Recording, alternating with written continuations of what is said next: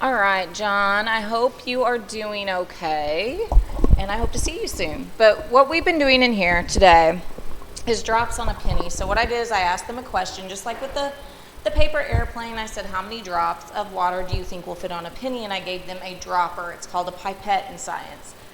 And so they came up with their hypothesis, and then we did the lab. So when you go to your assignment, if you see these Google Sheets here, it has got 6th hour and it has 8th hours. Now I don't know why 6th hour is gone from here, but this should say name 6th hour. Okay, so that would be your class, right? I believe you're in 6th hour. Okay, so this is the trial they did. Now the reason why trial 1 is not up here is because trial 1 was just me saying, how many drops of water do you think can fit on a penny? They came up with their hypothesis, and they went and they did the lab. And much like the airplane lab, it wasn't a great lab because some of them had different droppers. Some of the tips on the end are really tiny, so they could get smaller drops of water, meaning they would get more drops. Some of them were using heads or tails. Some of them were dropping straight up and down versus like some people were dropping at an angle. Some people were touching the water, like every time they released a drop of water, it would touch the penny, and others were actually dropping it. So we had a lot of discrepancies. We had some people getting really low numbers, and we had some people getting really high numbers. So we walked through and we tried to make it as controlled as we could. So everybody in your class used tails. We all used the tails side, I believe. We all tried to go drop at a 45-degree angle. We said we could not touch the dropper to the water, so the drop actually had to fall on the penny. So we did some stuff to help that make it more controlled. Now it's never going to be fully controlled, and that's once we start writing lab reports, you'll see that in the conclusion section, you can write your errors down then. Like an error might be how, like, not everybody is going to use the same pressure when they're squeezing the dropper, that kind of stuff. So what we did is we took this data right here and we put it into a stem and leaf in a box and whisker. Now I am having trouble thinking in my head. I can look in my past here and seeing if you were here when we did that. Let me pull it up here. I can see when you, okay, you were not here for that. So I'm going to walk you through that right now. Okay, so what you do when you do a stem and leaf, I'm going to pull it up here. This is not your class. This is your class. So when you do a stem and leaf, what you do, and I'm going to just kind of draw over the lines here, you do this. Now if you're using lined paper, you can just kind of do this, and you're going to make this, my stem, which is these numbers, 0, 1, 2. Now I'm going all the way to 6 because my highest number is in the 60s. Oh, I'm sorry. You're fine. I had put the trash can over there earlier, so I thought it was over there. Sorry about that. So we're going to go to the 60s. All right? So then once you get that, this column right here will be all my teens, like 11, 12, 13, 14. So that's 12, 15, 14, 13, 17.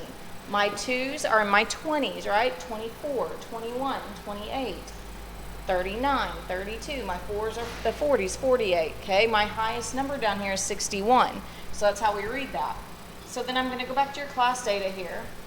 And I see Tristan got 48 both times. So I'm going to come over here. Sorry, wrong way. And I'm going to do 48, 48. So those that I did in the red, those are both Tristan's numbers, 48 and 48. Then I'm going to look and I'm going to go to Hannah's here. And she got 24 and 39. So I'm going to go to 2. I'm going to put a 4 here. That reads 24. And then she got 39. So right now I've got Tristan's 248s. I have Hannah's 24 and Hannah's 39. Okay, and then I'm going to move over to Whitney. Whitney got 32 and then 21. Oh, okay, so I'm going to go to the 3. I'm going to put a comma here, 32. And then, what did I say, 21, I believe, comma 1. So now I've got 24, 21, 39, 32, 48, 48. So it's an easier way to have a lot of data and to look at it all right there. So you are going to copy all this data down. Now what I have on my board at the moment, that is all of your class's data, I believe. Yeah, that is. That is all your class's data. So once you get that data written down, what you do is you're going to, let me sit up there. You're going to make another line down right here. Now some people ran out of room on their paper, so I was like, that's fine, just go below and do another stem and leaf with 0 through 6, because now you're going to reorder that data from smallest to biggest. So your class had a lot in 30, so we kind of ran out of room here. So if I carried that over, there's nothing there. If I carried this one over, I'm going to put them in order from smallest to largest. So 2 is going to go first. 3, 4, 5, 5, and then 7, 8. Okay, I'm going to do that for everything in my 20s. I'm going to do that for everything in my 30s, my 40s, my 50s, and my 60s. Okay, so that is reordering the data. Once you reorder the data, your stem and leaf is done. Then it's your box and whiskers. So let's look at that real quick. Let me go here. Okay, so if you look at this sheet right here, I'm going to feel pop up here. Okay, so this is our drops on a penny lesson. I'm going to scroll down to this. Here's what our box and whisker looks like. We will use our minimum number, which if you look at the data, our minimum number is 12. Okay, don't write just 2 down. Remember, that's really 12. That's my minimum. My maximum will be 61. That's my highest number. Okay, so my whiskers are my minimum 12, my maximum 61. How I get my box? Okay, I'm going to get my box by using a median and what the LQ and the UQ are lower quartile and upper quartile. My median is the middle of the data. So what I'm going to do is I'm going to go back to here, and what I did on mine is I used highlighter. I just feel like highlighter works better. But what you do is you cross out your lowest number, and I would cross out the 61. I'd cross out the 61, and I'd cross out my lowest, and my next highest is 61. Cross out my lowest, and my next highest would be 60. And I keep crossing out low and high until I reach the middle. All right, so when I reach the middle, then if you're left with just one number, that's great. That's your median. If you're left with more than one number, like you have 2 numbers there, you're going to have to get the average. You're going to have to add them up and divide by 2, and that will be your median number. Let me see if I put a video on here about that. Let's see here.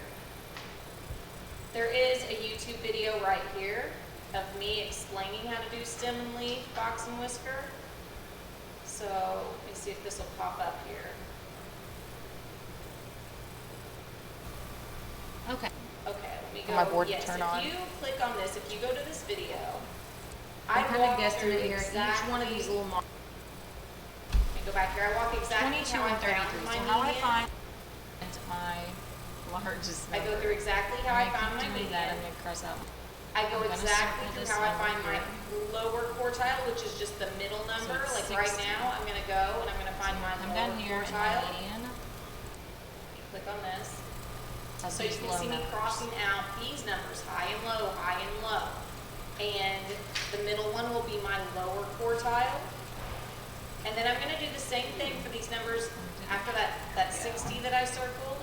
I'm going to do the same thing for these numbers here. So we'll see that So I'm going to do the exact coming up. math just to be sure. Yeah, I'm going to 187. cross out my And then I'm going to divide by 2 low, to get my that average. high, Okay, and that is my going low, to my high, my low, 93.5. my low, high. I'm going to keep so that's my crossing upper down until I quartile. get those middles to get my upper quartile, okay? If you want It's to go gonna back start and at watch 0. that video, the information And then is my all box there. is gonna come then from doing these the box, three. So I'm whisker, gonna go that's to what my I'm doing. max, 27 my minimum.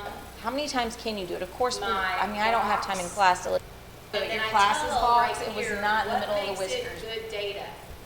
Okay, what is the good data there? Box is in the middle of the whiskers. The median is in the middle of the box, so that part's good. The box is in the middle of the whiskers, not so much on this one, and the box and whiskers small. Not so much on this one, okay? So in this case, I would say, I don't think this is very good data because my box is not in the middle of the whiskers and it's not real small. So that would be, but if you said yes, maybe you say yes, and it'd be because my median's right in the middle. So you just have to explain to me why you think it's good data or not, okay? So I got that from right here, that video right here. And then I am going to then put this video under the drops on a penny lab / assignment. Tomorrow, we are going to do the box and whisker. The kids today just did stem and leaf. Tomorrow we're going to do box and whiskers, and then they're going to get a worksheet for stem and leaf, or a new stem and leaf problem, just to give them some extra practice, okay? If you have any questions, do not hesitate to ask me. If you need me to explain something a little bit better or whatever, just let me know, okay?